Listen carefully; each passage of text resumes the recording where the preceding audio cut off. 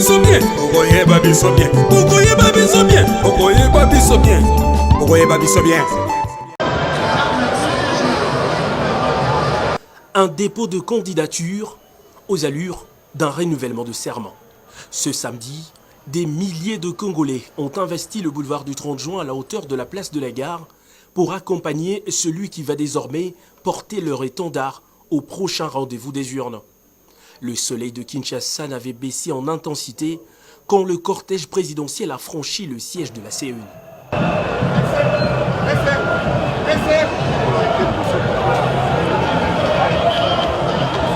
Le président de la République, Félix-Antoine Tshisekedi, qui accompagnait la distinguée première dame Denise Nyakeru Tshisekedi, a été de suite conduit au bureau de traitement et réception de candidatures pour les formalités d'usage. Visiblement, ses accompagnateurs et représentants avaient déjà bien traité le dossier. Pas de paperasse et aucun document exigé ne manque à la farde.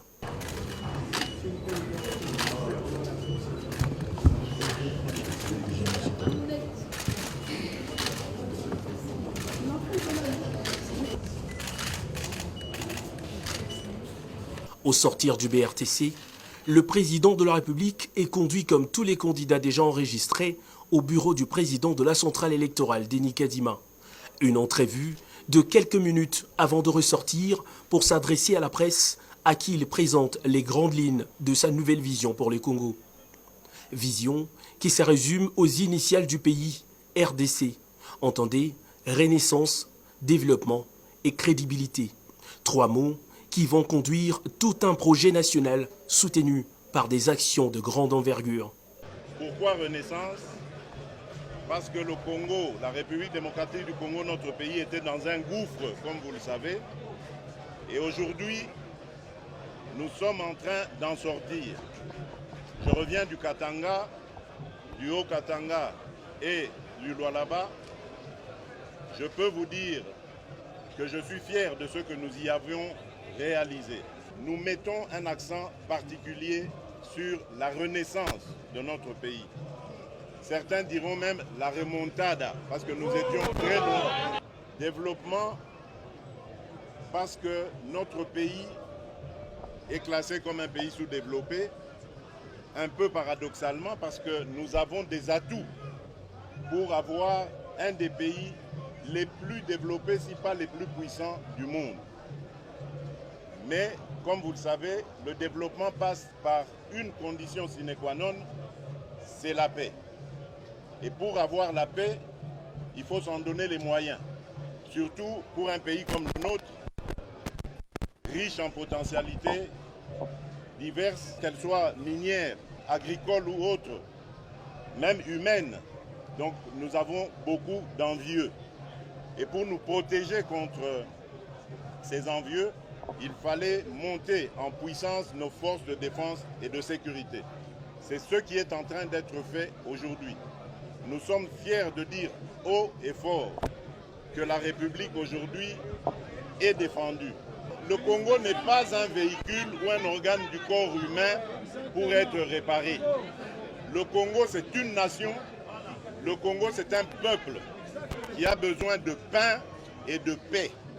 Nous travaillons à lui ramener la paix et nous travaillons à lui donner du pain grâce à un programme très ambitieux de transformation agricole. Pour préserver les acquis du développement et maintenir l'élan de la Renaissance, le président Tshisekedi a appelé son peuple à déjouer le plan impérialiste qui consiste à créer des candidats acquis à la cause de puissances étrangères pour mieux organiser le pillage de ses ressources et le maintenir dans la misère. Ils vont vous amener des concepts venus d'ailleurs. On a entendu déjà parler des notions du genre. Au Congo, nous n'avons pas de problème d'orientation sexuelle. Nous n'avons pas de problème d'orientation sexuelle.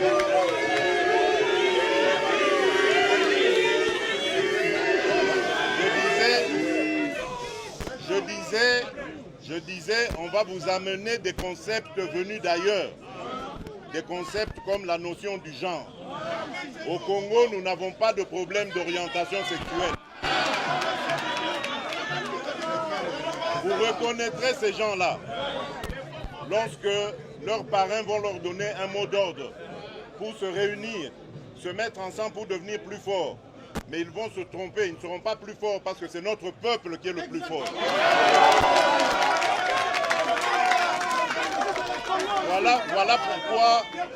Voilà pourquoi je dis à l'étranger qu'il est temps de laisser tomber cette politique du passé qui consiste à soutenir des pantins et de penser pouvoir les faire élire contre la volonté du peuple.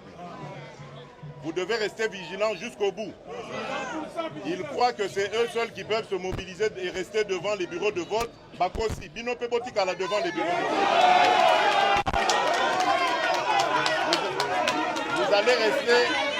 Vous allez rester devant les bureaux de vote jusqu'à la clôture du scrutin.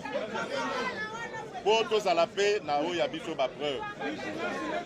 Vous reconnaîtrez ces gens-là par leur discours, vous les reconnaîtrez lorsqu'ils se mettront ensemble. Et à ce moment-là, nous pourrons dire que nous avons vaincu.